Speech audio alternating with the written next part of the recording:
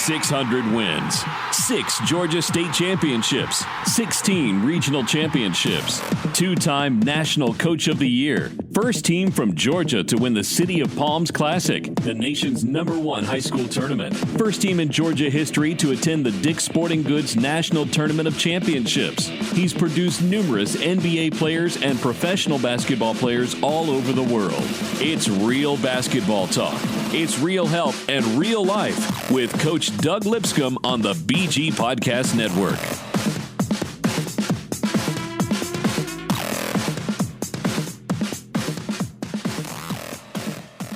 And welcome once again to Real Life Basketball with the legend, Coach Doug Lipscomb, and yours truly, Darren Sutherland. Another great week of college and pro and high school basketball, huh, Coach? Yes. Hey, today we got a great show coming up.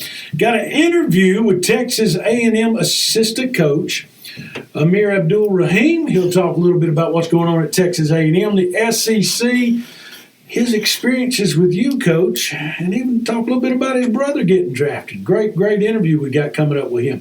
Going to be a lot of fun. Very knowledgeable. And last week, boy, we had some upsets in college basketball. Had some upsets all across the fruited plain, so to speak. Saw some good people playing. But before we go any further, I want to thank the fine folks from Carriage Automotive Group, Carriage Kia, Carriage Nissan, and Carriage Mitsubishi for their continued support of Real Life Basketball. Check them out online at carriagekia.com, carriagenissan.com, or carriagemitsubishi.com. Coach, today we're going to talk about the SEC and the ACC. Let's just go ahead and get it started on the ACC first off. And we're going to put our predictions out there and start it off. But before you start on the ACC, okay, what you got? I heard you say something about upsets. Yeah. And I hate to differ with you, but Middle Tennessee State beat Vanderbilt, which I don't consider an upset. Middle Tennessee State also beat Ole Miss, and that just happened to be my alma mater. That's your alma mater. And people have been sleeping on them for years, but look at what they've been doing over the last several years. Middle Tennessee State is a huge school. People don't realize how big Middle Tennessee State is. And they went up the road to Vanderbilt and played on that stage. Did you ever play on that stage at Vanderbilt? I sure did, and it was awful. That's got to be, what is that, like a platform in the middle of nowhere? It looked like they got drapes up at the top like you really had a theater. Yeah. And that Vanderbilt floor, and then the coaches have to stand at the end of the basket. They don't stand on the sidelines, they stand at the end. Right, so you got to run all the way around the side to go check into the game. That's crazy. Well, let's start it off talking about the ACC this year, Coach. You know, there's 14 big teams, and there's 14 or 16. I don't forgot the number. ACC's got at least 16, I believe. Heck, I forget. They changed it because they don't. 15. 14 teams in the 15. 15 teams in the ACC. That's right. They add Notre Dame when they go to basketball. And, Coach, let's just start talking about them from the top. I think my number one's probably going to match your number one and Cody's number one. And, Cody, when you talk about number one in the ACC, Coach, I think even though they were upset by Boston College team that shot about 60 to 70% this week from the three-point line, I got to go with Mr. Bagley and Mr. Trent and all the fine folks at Duke. What do you think? Well, I'll agree that they're going to end up number one, but they weren't upset. I mean, Boston College is a for-real team. Well, they're a for-real team, but you got to admit that was an upset. I mean, come on. Now, Cody, what do you think? Was it an upset or was it not? I would say just due to the fact that Boston College is unranked at the moment, I think technically it qualifies as an upset. But like Coach said, at 7-3, you're sitting there with a better record than some of the actual top 25 teams. You gotta give them their credit. They played hard and won a game in their conference. Who you got coming in at number 2, Coach? Boston College. You got Boston College at number 2? I sure do. Why? What makes you take Boston College at number 2 over the likes of UNC? Cody, I think we didn't even go over your number 1. You had UNC at number 1. I got UNC at number 1, though. And that's only because I've grown up as a sports fan that you give credit to the defending national champions or the defending world champions in any sport, and until someone knocks them off, as a Tar Heel fan, I'm gonna continue to ride with Roy and everybody up at UNC. Man, I just don't see it. But my number 2 may be a little bit different because I've got a football team put in at number 2. Now I will admit they got run around by Michigan State, but I got the Fighting Irish from Notre Dame coming in second. Ooh. So, Notre Dame, they busted an LSU team all over the floor. They also got beat over the weekend. Though. What's that? They got beat over the weekend. Though. Yeah, I know, but I like Notre Dame, number 2. Number 3, I'm coming in with UNC, 4 Miami, 5 Louisville, and 6 Florida State. Who you got rounding out your top 6, Coach? Well, at number 3, of course, I have North Carolina. 4 is Louisville, and 5 is Notre Dame. 5 is Notre Dame, man. Cody, what you got? 2 is Duke. 3, I'm going to go Syracuse. 4 is Notre Dame. 5 was Virginia Tech. 6, Florida State. So, folks, if you notice, our picks in the ACC are all over the board. It's not because we don't know basketball, but it's just because of things like happened this weekend. Boston College beat a tough Duke team, and it was a good game. Talking about tough games, so let's try real quick, though. I want to talk about 2 things real quick. And I'm not going to talk about the rest of the ACC, so to speak, in detail. But big news I heard about over the weekend, and I saw a tweet come out. And I've got them picked 12th in the ACC is Clemson. But rumor has it, Zion Williamson, the big recruit out of Spartanburg Day School, is going to sign with Clemson. That's the rumor that everybody's hearing. It's down between them, Kentucky, and UNC. And even with our Duke basketball folks last week, they said, we don't need Zion, which every coach we talk to in America wants Zion, and I think Coach K would take him.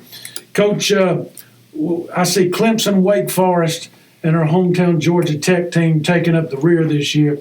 And Wake Forest is coached by one of the legends, a Hall of Famer, Danny Manning. Coach Danny's having a tough time up there at Wake Forest. Yeah, he definitely is. And I have to say, I like Danny Manning, but they're not letting him play. So he got to get some people in there. He needs to get some people. And Georgia Tech, guys, you lost against Wofford and Grambling. You're a rambling wreck from Georgia Tech. And kids, you better learn to be a hell of an engineer because ain't none of you going to the NBA right now, I don't think. Apologies to Mr. Tadrick and all the rest of them, but hey, it's just not going to happen for the rambling wreck. I think they're calling for Bobby Crimmins to come back. What do you think? Well, I'm gonna give them a little time, but right now they're not doing too well. But then struggling would be putting it lightly. Okay. Struggling would be putting it lightly. They lost one game because of an own basket. So they lost a game by an own basket. We won't even talk about that. Yeah. I thought that only happened in women's basketball. Oh man, let's quickly move out of the ACC this morning. Was not me. And move over to the SEC on a basket. The only reason I say that, I was coaching an 8-year-old girls team one time. If you ever coached an 8-year-old girls team, you know what I'm saying, Coach? Old girl rebounded the ball, and she threw it up there, and she scored a point, and everybody on her team was screaming and hollering yes, and she scored for the wrong team. So you know what I did? I took them all to McDonald's and bought them Happy Meals after the game because she scored. She scored. You know, I was trying to get something positive out of it. She scored. Well, y'all won, so that's the positive. I mean, I'll flip across. How many of us flip across cable TV? And we'll be looking for a college basketball game. We'll flip on a women's game. You flip it on it. And Connecticut's playing St. Mary's of Missouri or whatever, and the score is 103-26. And you're thinking, what in God's name do they got this on TV for? We won't go down that path today, but it happens a lot in women's basketball. Have you noticed that, Coach? Yeah, you got some real powerhouses. Yeah. I mean, but now I'm gonna give them their due. There's some very good women's basketball teams out there. You know, I tried to get a hold of Gino Arrieta this week in Connecticut. I want him to come on this show to talk about women's basketball and talk about how it's grown. Because when you think of women's basketball, and I know we didn't come here to talk about women's basketball, and please don't turn the show off. Thank you for listening to Real Life Basketball, the podcast. We're growing worldwide, got listeners all over the place. But 2 people put women's basketball on the map. Pat Summitt and Gino, or how do I say his last name? Arrieta. Mm-hmm. You got a Southern girl and an Italian running women's basketball. I think Pat could have coached the Tennessee boys team better than some of the boys coaches through the years. Well, she could have. But let me also touch base on this. We have St. Francis, who's out of Georgia. You have McKeaching Girls out of Georgia, Holy Innocents, and you also have Great Atlanta Christian. Those programs, and of course Wesleyan, those programs produce nationally known girl basketball players. No doubt. Yes. And if you remember correctly, one of the best female basketball players of all time, Maya Moore, came from Collins Hill over in Gwinnett County. So we got a lot to be thankful for. Any one of them women in women's basketball. Absolutely out-hoop me. That's right. I'm 6'1". Yeah. So. And you know what? I could coach better than all of them. I just leave it at that. Because I'm great on the PlayStation. I can set a box and one good on the PlayStation in college basketball. Let's talk about the SEC. And thanks once again for listening to Real Life Basketball. And want to thank you listeners from all over the country, from Broadman, Oregon to Ashton, Virginia, to the African continent of Mali, to Poland, to Croatia. We're getting Germany, Australia, listeners all across the country, and thanks for checking in. And make sure you tell your friends about Real Life Basketball and what's going on. Let's talk the SEC, Coach. Coach, let's just I'm going to start from the bottom going up. How about that? Because we're an SEC country. The bottom four for me, Coach, and I hate saying this because I am a Bulldog fan, but I've got Auburn coming in at 11, Georgia coming in at 12, Vandy, who you said lost to Middle Tennessee State at 13, and Ole Miss, who can't even remember what their name is. Is it the Rebels? Is it the Bears? I think they changed it this year at number 14. I got those guys bringing in the rear. What are you thinking, Coach?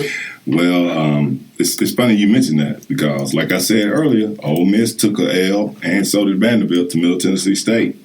So maybe they should have put Auburn on their schedule as well then. Hey, how's your friend down there, Bruce Pearl, doing at Auburn? I mean, you know Bruce Pearl and Mark Fox extremely well at Georgia and Auburn. They're good friends of yours. What are they saying about their program? You think it's a little tougher at Auburn to build a program for Bruce Pearl than it was at Tennessee? Well, you always got to say you're looking to be optimistic. So, I mean, you got to go up. And, I mean, of course, people always shine the light on you when they think you're doing something bad. But, hey, man, that's life. We're going to rebound from it and keep it moving. No doubt. No doubt. In the middle, when I say in the middle, you got teams, I say, Coach, teams 5 through 10. You could throw them up in a hat and pull a name out. You know, I've got Mississippi State, Tennessee, Missouri, South Carolina, LSU, and Arkansas. I think they could finish anywhere in the pack. I think Missouri would have been a little bit better had the young man not got hurt up there. Mr. Porter had not got hurt at Missouri. I think you took a lottery pick off that team with an injury. But Mississippi State right now, a lot of folks are looking at them. They're 5-0, 8-0 going into this week, and outscored their opponents by about 200 points. But at the same time, some folks say they ain't played nobody. Yeah. In the middle of that pack for me, I also have Mississippi State. I got Georgia. Come on, dogs. Y'all need to show something because the football team is kicking tail, so y'all might need to join in on that wagon. I got Missouri and South Carolina. Never count the Gamecocks out. They have an outstanding program and coach. Frank Wright took that team to the Final Four, so for us to just discontinue them, would not be a good thing. And Arkansas, what happened to Arkansas's program through the year, Coach? Nolan Richardson had them as one of the top teams in America year after year after year. And I know you used to take your teams out to Pine Bluff to play some big high school tournaments out there. And Arkansas is a huge basketball state. What's happened to the Razorbacks in the recent years? Well, it boils down to recruiting. You got to continue to bust your tail. And if I were them, I'd say, hey, Georgia's not a bad place to start looking for some athletes because we got plenty of them here. Well, they sit right there in a basketball hotbed right there in Memphis, Tennessee, who constantly has some top high school players, and they can come over to Georgia. They can go out to Texas, who has some great schools and some great high school players, and even Oklahoma, where basketball is taking off like crazy because of Oklahoma City, the pro team, and what they've done. My top 4, Coach, real simple, and then we'll get your top 4. I've got coming in at 4, and all you Big Blue fans and Mr. Mamba and all this mamby-pamby, John Calipari, I say Kentucky's coming in 4th this year. In 3rd, I've got Texas A&M coming in 3rd. 2, Colin Sexton in Alabama. Even though I watched them over the weekend lose to a tough Arizona team, I've got Alabama coming in 2nd. And finishing up 1st in the SEC, even though they had a heartbreaking loss this weekend to a little school out of Chicago, Florida. Where you got your top 4, Coach? Well, I like Florida being number 1. I like Texas A&M being number 2. Alabama, of course, with our guy, Colin Sexton. And then Kentucky. Kentucky. So Coach has got Kentucky. Let's go over to the producer. Cody, what you got? Let us know what you got over there. All right, top 4. I'm going Kentucky, Alabama 2, Mississippi State 3, South Carolina 4. Kentucky number 1. I just don't get it. Big Blue Nation, I don't get it. I guess that's why we ain't got a lot of people listening in Kentucky. Had some listening in Louisville, I noticed on our podcast, but not too many people listening. Because see, I'll just be honest with you, I ain't kissing Kentucky's butt. Kentucky basketball, in a way, reminds me of Alabama football. It's like they owed something. You know what I'm saying? And Kentucky basketball, ever since they got rid of my guy, what was the guy's name? He came from Arkansas. He was the coach out there. What was his name? Eddie Sutton. Mm-hmm. Eddie Sutton. Remember, he came from Arkansas, left Arkansas, went to Kentucky. Nolan Richardson took that job. But ever since they got rid of Eddie Sutton and all that good time. But, you know, Kentucky's got a legendary program. Do they not? I like Tubby Smith. He did well. Tubby Smith did good, and they let him go. Yeah. And then he got stuck up there in Minnesota. He should have come back to Georgia is what he should have done. Yeah. Tubby Smith may have been the best coach Georgia ever had. At least he didn't do like that guy that just snuck out the back door and left all his stuff in the office. You know? That's the guy that's coaching Louisville football. What's it? Bobby Petrino. Bobby Petrino had a Monday night game and didn't even get on the team bus. Said, I'm leaving. And where did he end up going? Where was that? He ended up at Arkansas. He ended up at Arkansas. They fired him. How are we getting all these Arkansas folks, you know, talking Arkansas all of a sudden here? I got some good friends from Arkansas. But anyway, hey, let's go to the Carriage Automotive Skype line and talk to Texas A&M assistant Amir Abdur-Rahim. And welcome to Real Life Basketball on the Carriage Automotive Group Skype line. The assistant coach for the Texas A&M Aggies and one of your former players, Coach, Amir Abdur-Rahim. Coach, how are you doing today out there in Texas? Man, I'm doing good, man. Doing good. A little cooler. It's a little cooler down here than I'm used to since I've been here. But you know, as long as we ain't got that 10 inches of snow in Atlanta, I'm good. Oh man, hey, before we get started talking about Texas A&M basketball, I got to ask you, Coach Rahim, what was it like playing for Coach, the legendary Doug Lipscomb, sitting here to my right? And just go ahead. This is your chance to just be gun barrel straight, okay, and tell it like it is. Don't dress it up like all these other players do, but I want you to just go ahead and tell it like it was. Well, I'm going to tell you this right here. To be honest with you, I wouldn't, and I'm not dressing up and being 110% honest with you. If I didn't play for Coach, man, I don't know if I'm sitting where I am today, you know, doing what I'm doing today, man. You know, it wasn't always easy, you know, to play for him, you know, just because at 15 or 16 years old, you know, we don't understand the importance of demand, you know, and he demanded the best out of you every day, you know, off the court more than on the court. You know, I tell our guys, and they laugh at me all the time. I never forget that I had a social studies teacher named Miss Love in high school, and man, I think I got a D on a test or something like that, man. I'll never forget her walking in the coach's office and telling him I had a D. And the dude didn't let me practice literally for 2 or 3 days. I had to go to Miss Love's class, you know, and just sit with her, do extra credit work. Like I had no clue, you know, what that was about, why he was making me do that. But, you know, some years later, you know, I got it, you know. So I tell people all the time, man, I learned how to be accountable and responsible from an early age, but I learned how to play hard, you know, and with a grit and toughness that, man, you know, I don't think a lot of kids get, you know, at the high school level, at least back then, you know what I mean? So I loved it, man. You know, I used to be a ball boy when my older brother Shareef played and a manager handing out water bottles, man. So, you know, like I'd always dreamed of playing for Coach, you know, so for me, it was great. You know what I mean? Like he be on your butt. There ain't no question about it, but it was great, man. It really was. Well, thank you, Amir. Let me go ahead and give them a little bit more information.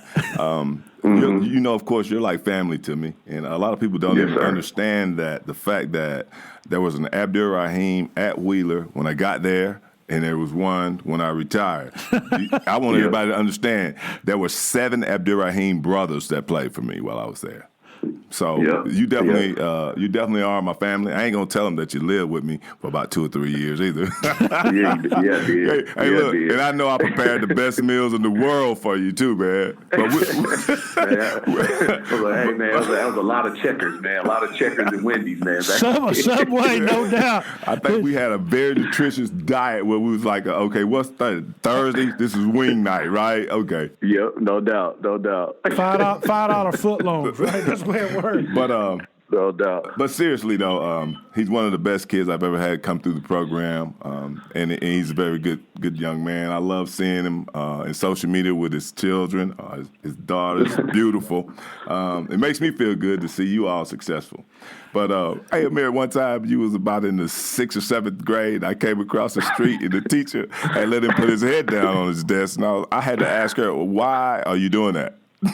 I remember it. I'll never forget that. But like I said, I love all the guys that played at Wheeler. And but let's get back on to you and your success here at Texas A&M. I love you. I want you to update us on what's going on with you guys.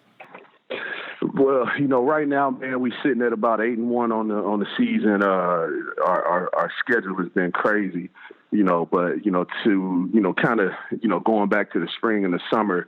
We had a down year, in our opinion, last year, going 16-15, and that was coming off a year when we won the SEC championship and went to the Sweet 16. So we had to kind of get back to, kind of reestablishing our culture, So we spent the spring and the summer really getting after it, on the court, getting after it in the weight room, and then, really more importantly than anything, just kind of reestablishing who we want to be, in the community, meaning off the court. So we addressed all those things in the off season, and I think it's a big part of why we've had this success early in the year. We've probably logged more miles than the NBA team so far, going to Germany to play West Virginia, coming back, going to New York and we beat West Virginia and Germany. Going to New York, we won the Progressive Legends Classic. And then we went out to LA and beat USC at USC. The only little hiccup we've had was against Arizona in Phoenix, which was basically a road game for us, and ended up losing the game by 3 points. But there were some things we could have done better, and so we're in a good place right now. But it's when you have success, you always trying to find ways to continue to motivate them, and you try to make sure you do a good job of keeping like the outside noise, blocking out the outside noise, because you don't want them to get comfortable or complacent. No doubt, Coach. Coach, we're hearing all about the bigs this year. It's almost like the freshmen, the year of the bigs. But you know what? You got a sophomore over there that's leading, and a lot of people don't even realize this, leading the SEC in rebounds, and Robert Williams. Tell us about Mr. Williams and what people should expect out of the big boy. Well, man, he is as talented as they come. I tell people this all the time. When we got him as a freshman, it's funny how it happens. Like, when a kid starts playing well, all the recruiting sites and things like that. Oh, well, we had him ranked here and we had him ranked there. Man, I laugh all the time because I remember when we first got him committed, I think he was ranked 98th in the country. And we're sitting there thinking like, man, there's no way it's 97 dudes better than him in the country. You know what I mean? But so when we got him, he was in a sense a work in progress. But the kid is a sponge, man. He's probably I wouldn't say our most coachable kid, but he's one of the most coachable kids. Him and a few others we have, and he picks things up really quickly. So. He's really good, just his God-given ability of being 6'9" with a 7'6" wingspan, and I think it's something like a 39 or 40-inch vertical, it just makes it easy for him to rebound the ball and just be around the ball, but I think, what a lot of people will see out of him, especially once, we get to conference play, is that not only is he going to rebound, but, he's going to end up averaging about, on our team, which is a really good team, balanced team with depth. He average anywhere around, 12 to 14 points a game, along with the, 10 or 11 rebounds that he's averaging right now. So he's an absolute, monster when it comes to that glass, but he's better offensively than than what he showed the last 2 games, because he's had to be our primary defender on the bigs that we played. and he's faced some of the better bigs so far this year, including Mr. Ayton out there at Arizona. I mean, you were in that game the whole way and probably could have won that game if you don't know the truth about it. Yeah, no doubt. I mean, and DeAndre Ayton, man, I'm telling you, he is special. You know, it was my scout. So, you know, before the game, Coach Kennedy, our head coach, he said, man, who would you compare him to? You know, and I'm just, you know, like Coach would tell you, I like to have fun and, you know, I'll be silly. So I said, man, Coach, man, there's only one dude you can compare him to. He's like, who's that? I said, man, Neon Badeau. And Coach goes, Neon Badeau? I said, yeah, man, remember Shaq's character in Blue Chips?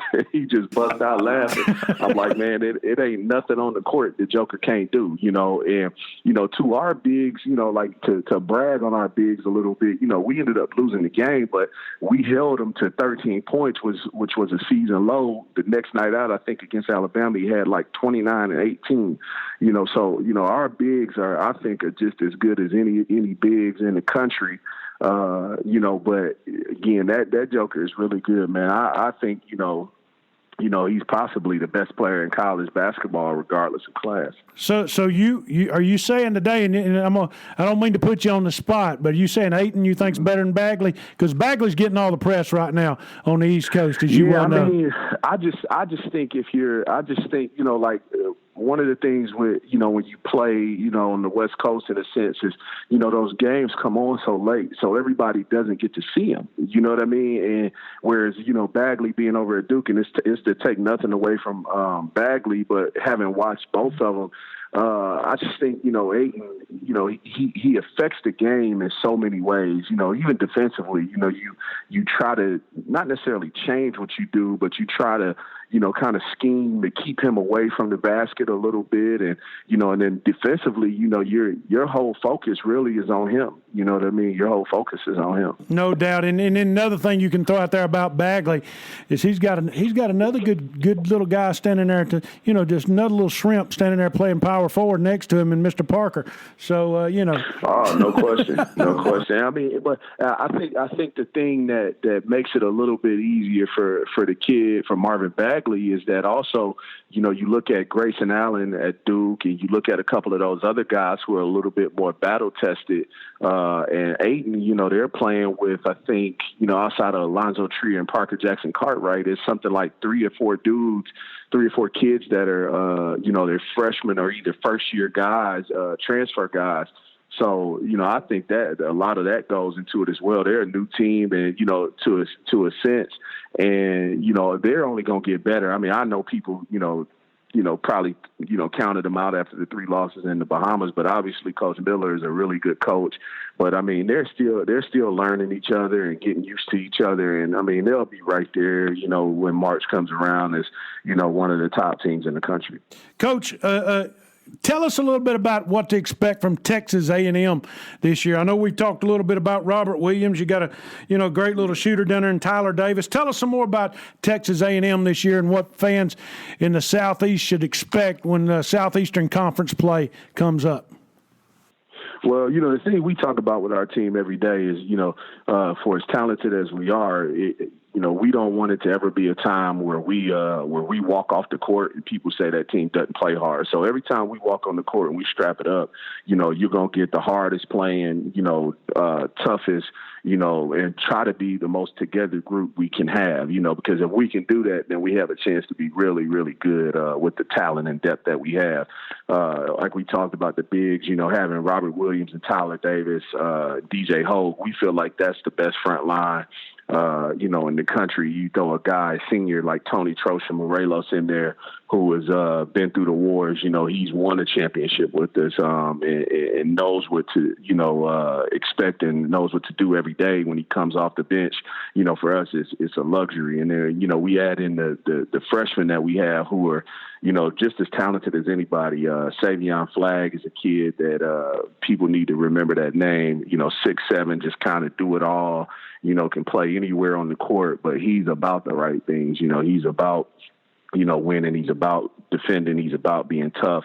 And then our guard play, I think one of the most underrated players in the country is Amir Gilder. People don't talk enough about him. I think, and I'm a little bit biased. I'll give it to you, but I'll give you that. But man, I think the dude may be the best two-way player in the country. He gets the assignment of everybody's best perimeter guy. Every night, I think Alonzo Trier was averaging almost 23 or 24 a game when we walked into the game against Arizona, and Amir Gilder held him to 7. Did the same thing at USC to Jordan McLaughlin. Did the same thing to Javon Carter at West Virginia, and those guys are great players. But Amir Gilder, I think, is one of the best two-way players in the country, if not the best. Well, guess what, Amir? This coach back at you. The Gilder kid, I'm gonna give him props. But now listen, you got another guy that grew up around where you came from. His name is Colin Sexton. Yeah. So and that's gonna be great that I get to see. I may even come to that game, Amir.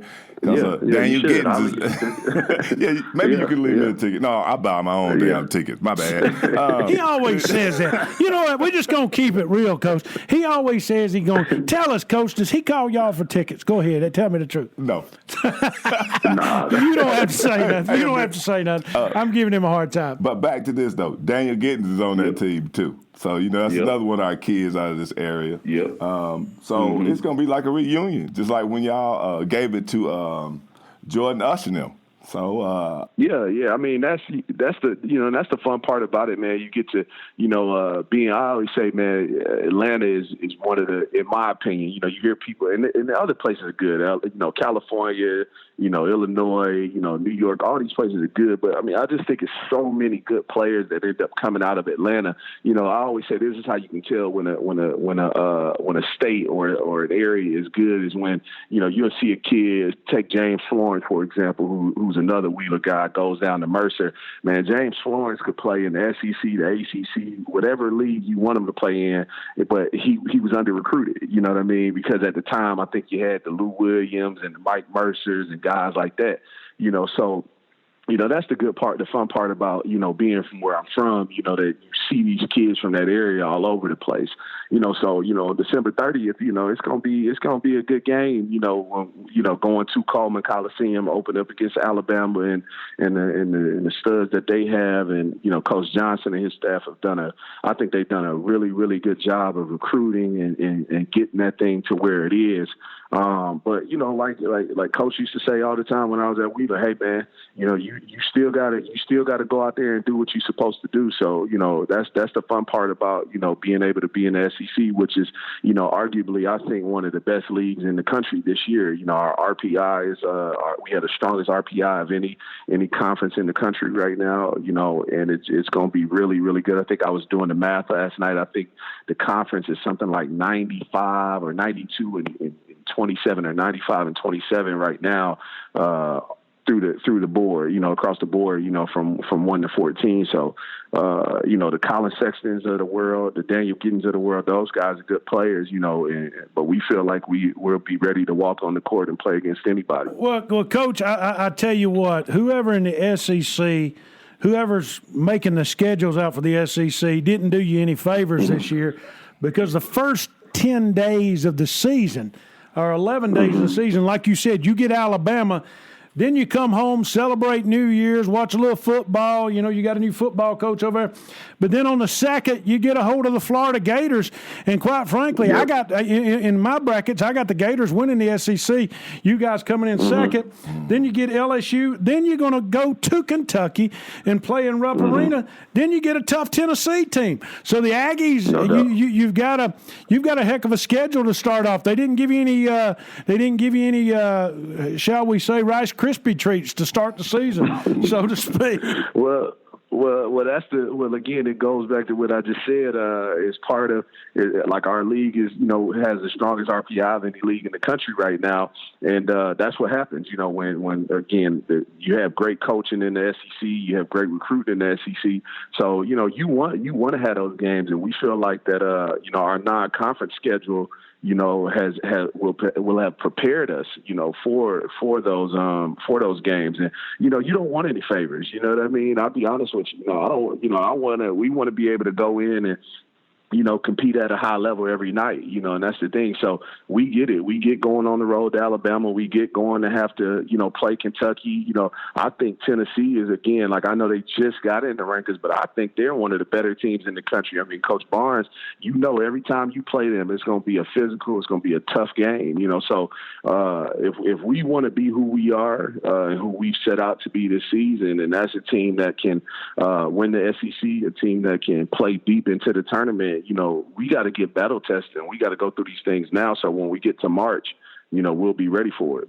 No doubt, and Tennessee's got one of the toughest games in the country this week, going against North Carolina, and that's going to be a great ball game, Coach.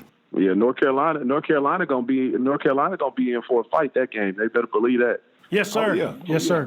Now, let me ask you something. From your perspective as a player, and then you moved on into the coaching area. How do you categorize how basketball has changed since you played the game? Man, this may not be a popular thing to say. It's changed because I'm gonna give you a positive, and I'm gonna give you a thing that I don't necessarily care too much about. Keep it real, then. Keep it real. That's what we're talking about here. Like, I think it's gotten better because I think kids are more skilled. You know what I mean? I think having the personal trainers, and you can just get into a gym. Now, for us, it wasn't ever an issue, because all we had to do was call you and be like, Coach, man, I want to go shoot, or I want to go do this. And you come in there, cut the lights on for us, and we were good. But that didn't happen everywhere. You know what I mean? Where you always had access to a gym. But now kids have access to gyms 24/7. 24/7, they have access to personal trainers 24/7. So that part of it is great. Kids are more skilled. I think they understand the game a little bit better. But the part that I don't like about it as much is because of those same things, it's very individualized. It's not as, kids don't think as much about the team anymore as they did, I thought, back when I played.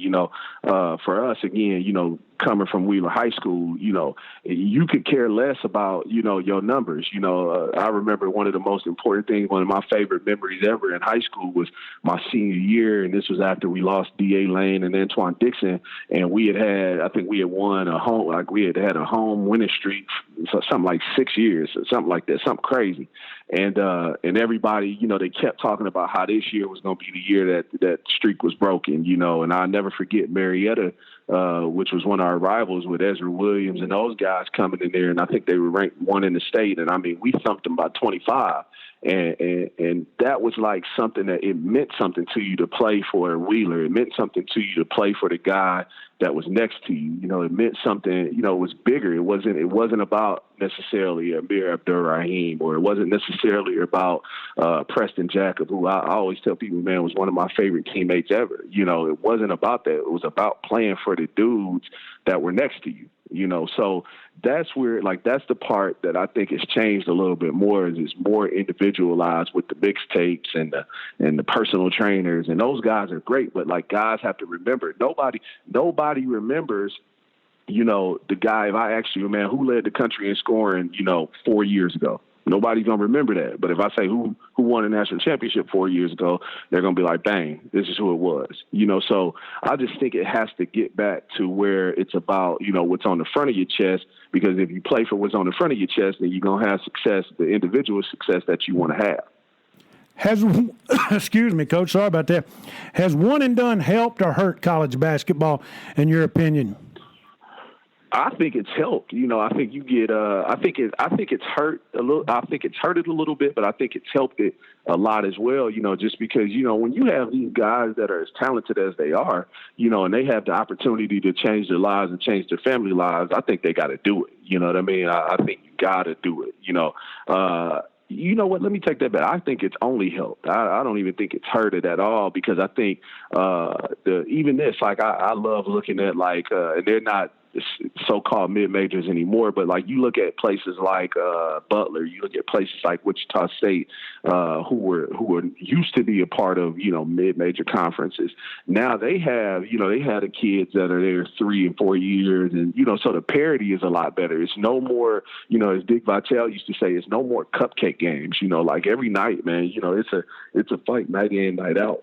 So it's helped it, it's helped it because it's helped these kids that are talented enough and good enough to be able to change their lives and change their family lives. It's great that they get to go live out their dream, but then it's also good across the board because you have the teams in the Sun Belt, Conference USA, Missouri Valley, places like that, and then Colonial Athletic. You have teams that are able to play into the second weekend of the NCAA tournament, and that just adds, that's great for college basketball.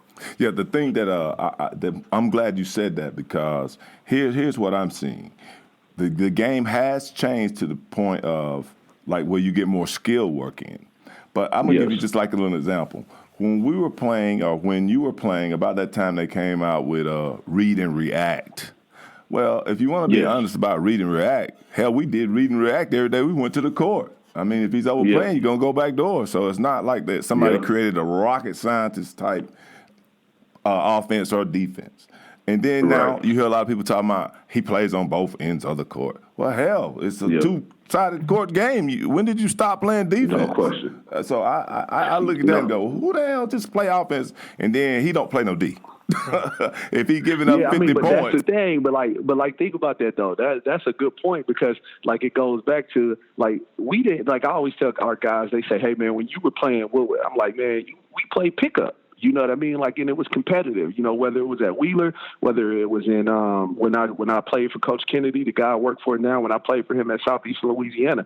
It wasn't so much more as individual workouts. So you played pickup, and if you were competitive, you wanted to win, so you played both ends of the court compared to, I think, guys they probably work out, with individual, with their trainers more now than they do, than they play pickup.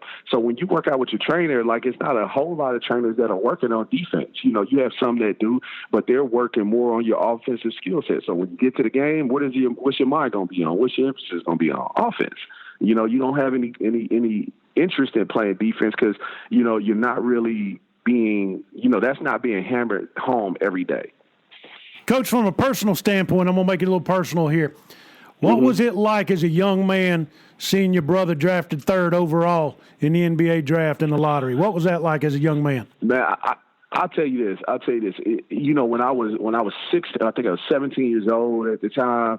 Yeah, man, it didn't even register, to be honest with you. It was just my brother. I was happy for my brother, But when I look at it now and how popular, the one and done is now, it when I think back on it, man, I'm like, man, that was big time, because in a sense, he was part of it was he was a pioneer, he, Stephon Marbury and those guys, they were pioneers in a sense because they would let you go one and done. So, it was more being happy for my brother. It was amazing that he got to play against, the Michael Jordans and the Scottie Pippens and those guys. That was more, cool to me than anything. I tell people all the time, it was never, hey man, my brother's in the NBA. It was just, man, that's my brother, and I'm proud of my brother just in general. Be honest with you, I'm probably more proud of the fact that he, as he got done playing, he went back to school, finished his degree, and then after that, he got his master's degree. I'm probably more proud of that as, I tell our guys that all the time. It's like, man, because we have kids who have those aspirations and they can get there. And it's like, you don't really want to go to class now, but look, man, my brother, and I'm not saying it to brag, but dude probably made over $150 million, maybe more than that in the NBA. And when it was all said and done, the Joker went back and he got his degree, and then he got his master's degree. It's important. It's important to understand how your money works. It's important to understand who's taking care of your money. So you better kind of start getting a feel for that now. So when you get there, you're not, one, just blowing through your money, and two, you understand how it works and how it's going to work for you. And let me tell you something, man. It was so awesome that we as a family got to experience that with Shareef. But what is even more rewarding is that people came behind him. Like you have a J.J. Hickson, a Jamario Davidson, DeQuan Jones, and then you have Jaylen Brown, who also went 3rd in the draft out of our program. No doubt. So there's never, ever a reason for us to be walking around with our heads down because they're all part of our Wildcat family. Yep.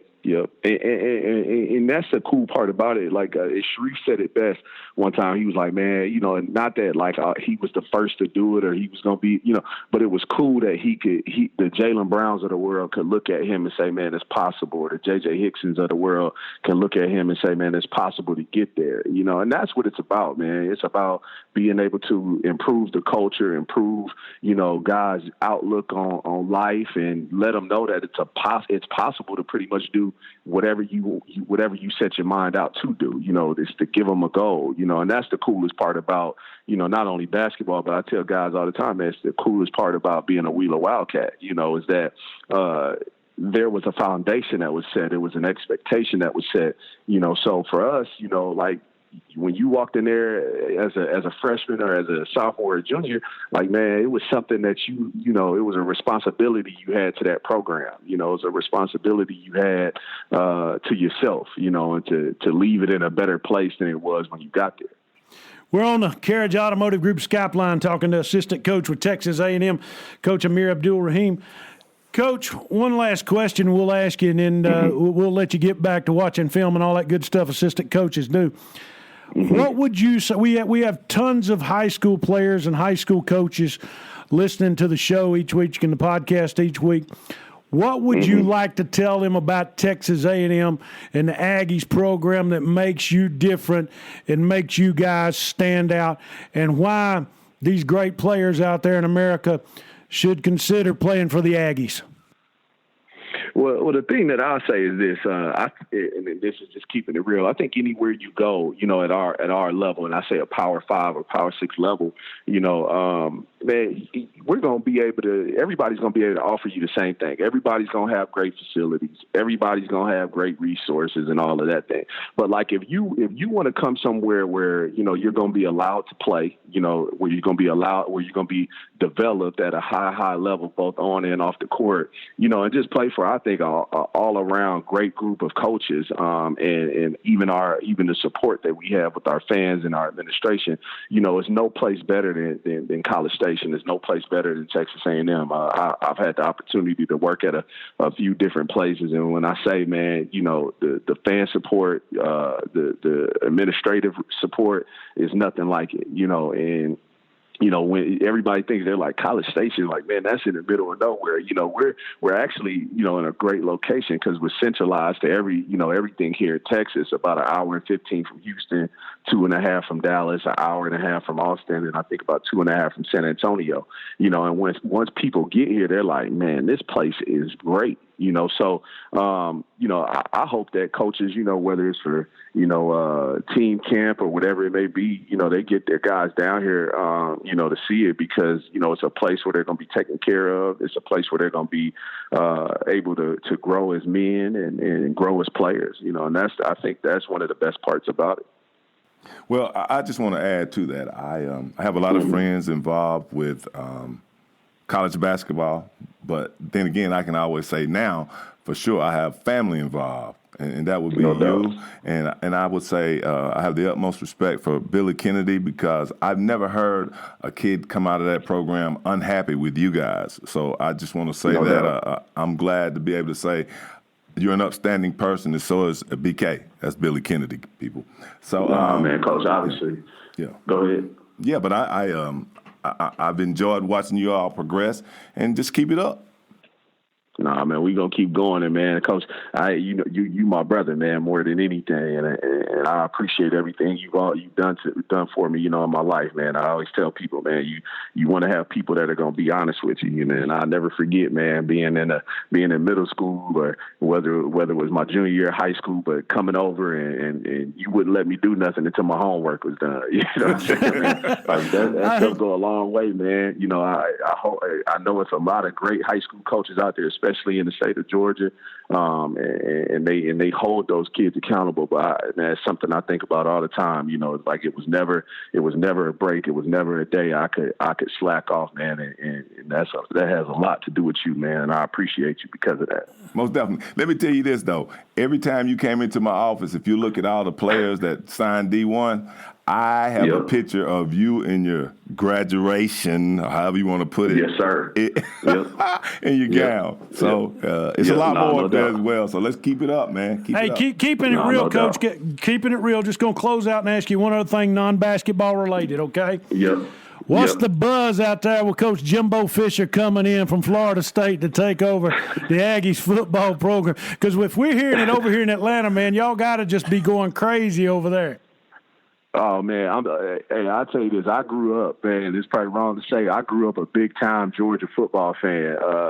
Just being from Atlanta. So obviously it's really cool to see them in that college football playoff. But man, the buzz that Coach Fisher has brought in down here is nothing like I've ever seen. I went to the press conference, and man, you talk about a guy that knows what he wants. He knows how to get there. He knows what vision he has for this program. It was, it was pretty clear, on what he wants to get done here, and more than places, like I said, more than any place I've ever been. The resources, the facilities, things like that. Like if he won the national championship at Florida State, and I hadn't seen Florida State stuff as much, but I'm just telling you this right here, man. He is going to turn this thing and push it in a direction I don't think they've ever seen here at A&M. So they're excited about it, and he's brought a lot of excitement down here. So it'll be interesting to see, man. Kyle Field's going to be jumping for years to come. I can tell you that. There you go. Well, Coach, we hope Santa Claus is good to you and brings you Zion Williamson or something like that on that level for Christmas. And good luck to the Aggies this winter, and we hope we can get back with you soon, okay? Most definitely, anytime. All right, thank you. That's Coach Amir Abdur-Rahim Thank you. Love you too, baby. From Texas A&M. I love talking to folks like that.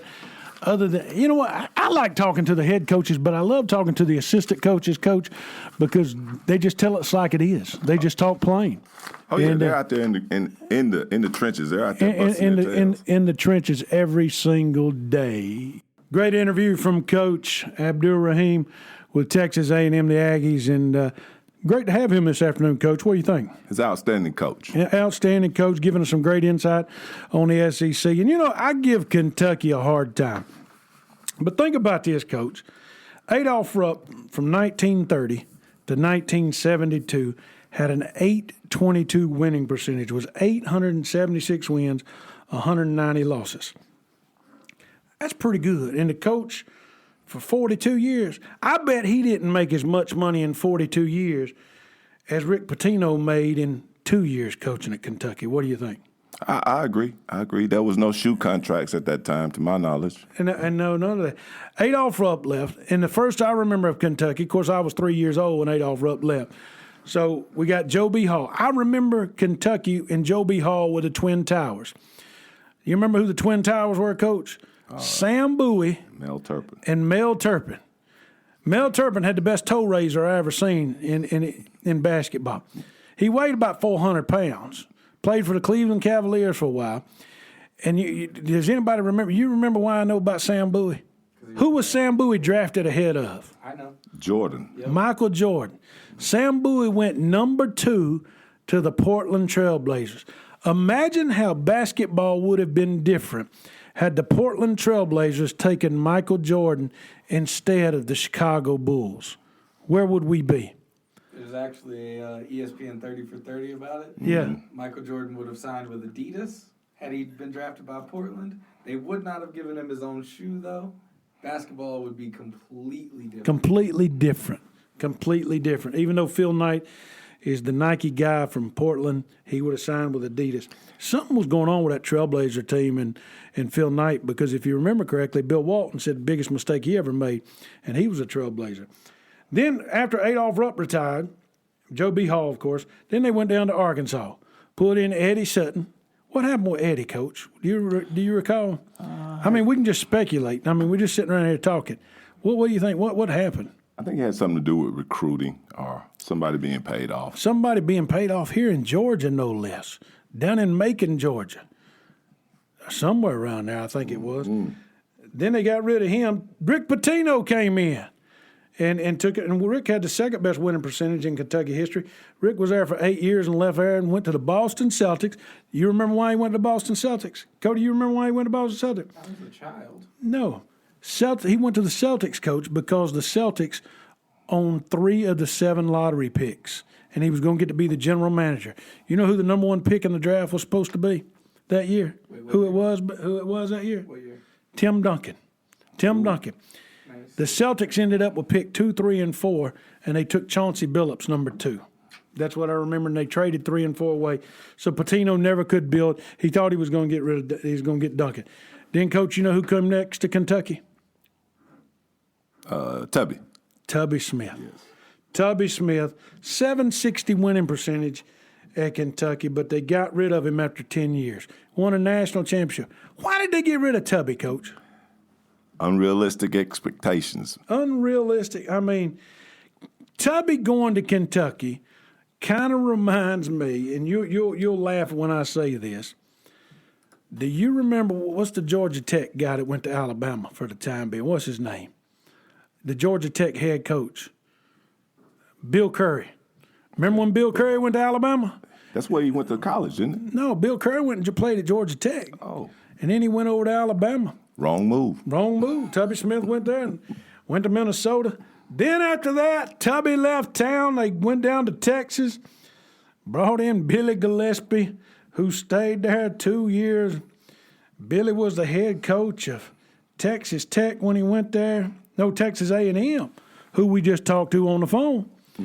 And then he went over back to Texas Tech. Now Billy Gillespie's at Ranger College. You reckon we could dig Billy Gillespie up and get him on the show one day? I'm sure he's got a lot of free time. He got a lot of free time, probably got something to say if he hadn't signed a non-disclosure agreement, which I bet he has with that kind of money. And, of course, now they got John Calipari at Kentucky recruiting freshman year after year after year. You know what? I give Kentucky a hard time, but you can't argue the fact that coach is 249 and 53 right now over at Kentucky, doing a good job. Coach, been an eventful show again today. Appreciate everybody listening, don't we? Oh, yes. Enjoyed it. No doubt. Thanks to Coach, Assistant Coach Amir Abdur-Rahim from Texas A&M, the Aggies. Tell your friends about real-life basketball, where we're always keeping it real. Got folks all across the country listening to us. Check us out on Twitter at at RLB Podcast, or on Facebook at Real Life Basketball. Coach, it's been fun, Cody. Thank you as always. We'll talk to you next week right here